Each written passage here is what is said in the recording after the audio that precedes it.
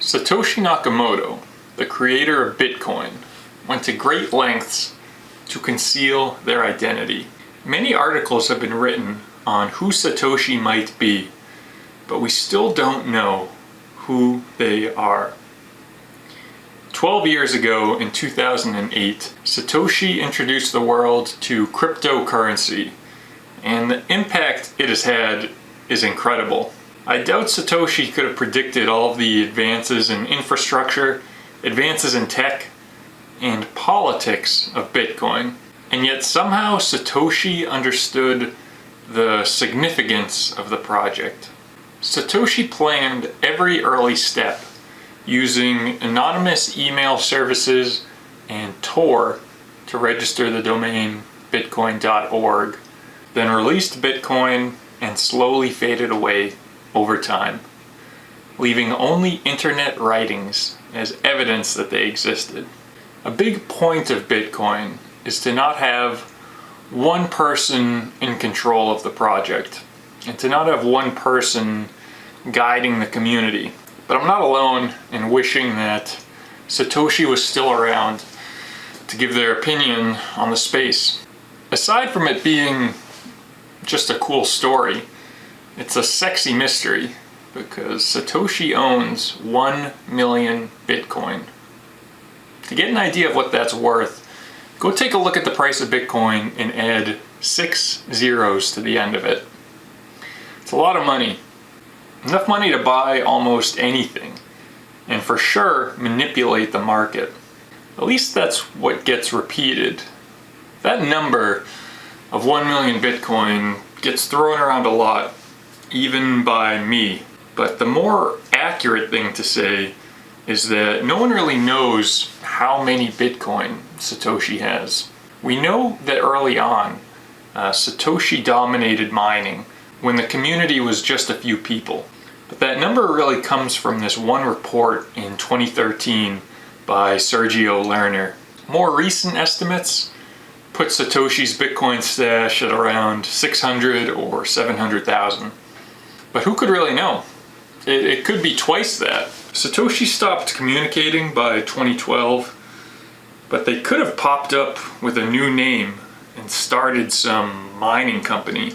As Richard Hart has said, do you know the miners? I don't. The big boys are not on Twitter or doing podcasts. Very little is known about miners. Satoshi could also be dead. All we know after 10 years is that a username was created to deploy Bitcoin and it is no longer active. If Satoshi is dead and the Bitcoins are no longer accessible, well, then it doesn't really matter. But what if there's another reason that Satoshi can't communicate? Maybe he's in jail.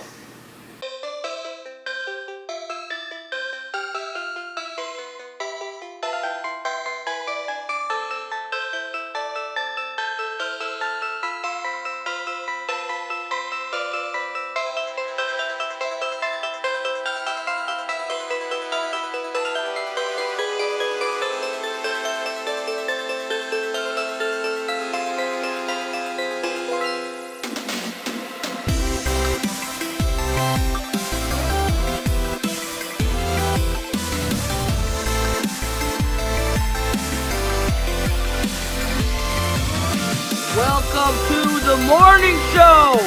This is Andy Milanakis, and we are talking about Bitcoin and Bitcoin news. Welcome. In 2013, a man named Ross Ulbricht was sitting at a desk at the Glen Park Branch Library in San Francisco, California. He's on his laptop and he hears a couple arguing behind him. As he turns around, a woman grabs his laptop, tosses it to another man who sticks a USB drive in it. Ross is then arrested and thrown into a van, handcuffed and sitting across from an FBI agent. Ross doesn't admit to anything, but with a smile says to the agent, "I don't suppose $20 million can get me out of this. Ross might not have sensed it, but multiple federal agencies in the United States and abroad were tracking an individual responsible for running a hidden website called the Silk Road. It was an online marketplace where you could buy illegal goods. Here's an old screenshot from when the site was still up. Look at these prices. Imagine spending more than 10 Bitcoin for weed. Also, what's up with this Michael Jackson CD? Is this photoshopped? Am I dumb? Am I a boomer? You might think it's a joke that people would buy books, but there are absolutely banned books out there, depending on what country you live in. The founder, operator, maintainer of the website went by the username Dread Pirate Roberts, and they connected that username to Ross. In May of 2015, Ross was found guilty of distributing and abetting the distribution of narcotics, distributing and abetting the distribution of narcotics by means of the internet, conspiracy to distribute narcotics, continuing a criminal enterprise, conspiracy to commit or aid and abet computer hacking, conspiracy to traffic in fraudulent identity documents, and conspiracy to commit money laundering. He was sentenced to a double life sentence, plus 40 years, without the possibility of parole. That day in the library was his last free day on Earth. He was 29. So who was Ross before Dread Pirate Roberts? Well, Ross was described as a bright kid growing up, living in Austin, Texas. If you're not from the United States, I hope you don't assume everyone from Texas is the stereotype. Texas is a huge state with diverse areas and diverse people. Austin in particular is diverse. It's really the hipster cool kid place that rivals the big cities on the coast. Ross's childhood was not one of wasted talent. He had drive, and he became an Eagle rank in the Boy Scouts of America. So he was in the top 5% of all Boy Scouts. In the late 2000s, Ross went to the University of Texas at Dallas on scholarship to get a physics degree. Then Penn State to work on nanocrystals. I'm not qualified to tell you what you use nanocrystals for, but Ross was probably pretty popular with hippie chicks. According to this great article in Wired magazine, at Penn State, Ross talked openly about switching fields. He posted online about his disenchantment with science and his new interest in economics. He'd come to see taxation and government as a form of coercion, enforced by the state's monopoly on violence. His thinking was heavily influenced by Austrian economist Ludwig von Mises, a totem of the modern American libertarian orthodoxy. According to von Mises, a citizen must have economic freedom to be politically or morally free, and Ross wanted to be free. Ross tried day trading, but it didn't go well. He started a video game company. That failed too. The setbacks were devastating. He didn't want to be trying, he wanted to be doing. During this time, his downstairs neighbor, Donnie Palmertree, invited Ross to work with him on Good Wagon Books, a business that collected used books and sold them in digital storefronts like Amazon and Books A Million. Ross built Good Wagon's website, learned inventory management, and wrote a custom script that determined a book's price based on its Amazon ranking. Bitcoin was created by someone with exposure to economics, political theory, and coding. And Ross checks all of those boxes. He has some of the core ingredients in the type of person we're looking for. And if we look at the timeline, we're also good. Taking Satoshi at their word, they started working on Bitcoin in 2007, wrote the code, then wrote the white paper for release in 2008. And from 2008 to 2010, Satoshi spoke with the community to troubleshoot Bitcoin. After that was the disappearance. Those 3 years 2007 to 2010 were the years when Ross was in college. There's this anonymous blogger in search of Satoshi I found pretty interesting. They've only put out a few articles, but they review evidence I haven't seen anywhere else. And one of their theories is that Satoshi was likely a college student, based on the hours of the day they used to communicate, and the months when they were active or silent. During school finals weeks, Satoshi's work dropped off, and then after finals weeks, he seemed to go at it hard. Satoshi was also silent during Christmas break in 2009, which could mean they left their workstation at the dorm. It's just a theory, but his posting data is some of the best evidence that we have. There certainly is not much to gather from the things that Satoshi said. They barely had a personality.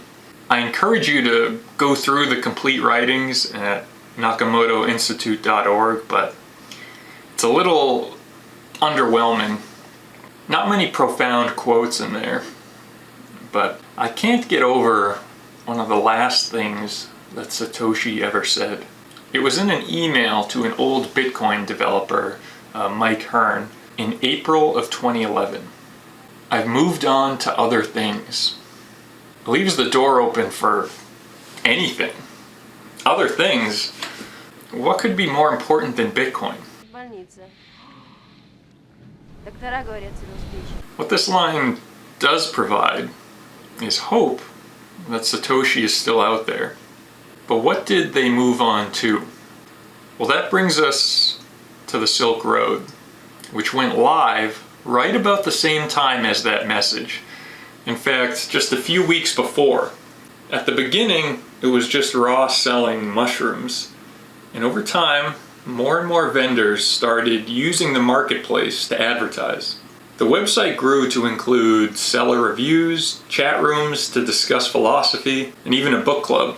According to court documents, from 2011 to 2013, the revenue from sales was 9.5 million bitcoins. And commissions collected from those sales amounted to 614,305 bitcoins.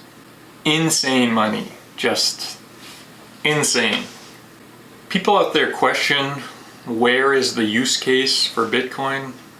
Well, to this day, the Silk Road was the best demonstration in Bitcoin's use case. Censorship-resistant money. Ross either capitalized on a new technology, or he was involved with Bitcoin way earlier than people think. There are a lot of deep dives into how Ross was caught. Go check some of the links below for real journalism. But if we could just take one moment, why don't you come with me? Petite feet, feminine step, sounds like a lady when he's walking in the room. He's got petite feet. This is completely random. Doesn't have anything to do with the video, but I just wanted you to be familiar with the phrase parallel construction. Parallel construction in law enforcement. Parallel construction in law enforcement is the process of building a parallel or separate evidence basis for a criminal investigation in order to conceal how an investigation actually began. So this isn't related to the video, just as an example, the government would use illegal methods to get evidence, while at the same time constructing a separate case with legal methods to get to the same end. Alright, back to the video. One of the benefits of Ross being arrested and it being such a high-profile case is that all of this information got dug up. Check out his old LinkedIn page. We see Goodwagon books, but more interesting, now my goals have shifted. I want to use economic theory as a means to abolish the use of coercion and aggression amongst mankind. Just as slavery has been abolished most everywhere, I believe violence, coercion, and all forms of force by one person over another can come to an end. The most widespread and systemic use of force is amongst institutions and governments. So this is my current point of effort. The best way to change a government is to change the minds of the governed. However, to that end, I am creating an economic simulation to give people a first-hand experience of what it would be like to live in a world without the systemic use of force. Very cypherpunk, Ross appeared to be continuing on what Satoshi had started. He had enough confidence in Bitcoin to build his website around it. Not everyone back then thought that Bitcoin could succeed. When the Bitcoin white paper was first shared by Satoshi, many smart people did not think it could work. There are a lot of stories out there of people claiming, "Oh, once I read the white paper, I knew I had to quit my job and go all in." But people lie. A lot of that is revisionist history. At the time, it seemed to have too many issues, even by cryptography experts who were looking for digital money. Early cypherpunk Zuko Wilcox stated, "For technical reasons, it kind of seemed like it would rely on global clock synchronization." Because that's the kind of way it was described in the early parts of the white paper, is that it relies on some sort of shared clock. And I thought, oh, but I don't know how to make a global clock synchronization work. So that will be the fatal flaw. The name Dread Pirate Roberts is from The Princess Bride. A lot of people have seen the movie, but it's a great book. It's objectively a great adventure story. Definitely recommend it. The character wears this black mask, and what you learn is that the Dread Pirate Roberts is more of an idea, in that the original one passed it on to his apprentice and on and on. So aside from it being a cool name, Ross purposely left the door open to potentially transfer the title to someone else. Ross understood pseudonyms and the value in having separate identities. He seemed to get a thrill from this. Silk Road is going to become a phenomenon, and at least one person will tell me about it, unknowing that I was its creator. That comes from Ross's journal. He happened to keep a personal journal on his laptop. So when the powers that be got access to it, they got all of it. And the journal was definitely used against him. This journal detailed his work life, his personal life, and this is the point when I started to think Ross may not have been with Bitcoin since the beginning. In this post from 2011, still working on Good Wagon books, don't know how to host my own site, don't know how to run Bitcoin D. He doesn't know how to run a Bitcoin client? It seems like an authentic admission. And that would mean he's not the one who's been troubleshooting Bitcoin for the past 2 years. If you really want to be contrarian, you could argue that Ross could have kept this journal as a long deception, but I don't buy that. He talks about his girlfriend in it. It was clearly personal. He expresses frustration that he can't tell anyone about the Silk Road, but there's no anguish in there that he is sitting on one of the biggest mysteries of all time. And the most obvious evidence against Ross being Satoshi is that he hasn't admitted it. As I said at the beginning, he's in prison for life unless something crazy happens, like a pardon from the president. But it's not like he can't speak. He still communicates regularly with people, writing letters.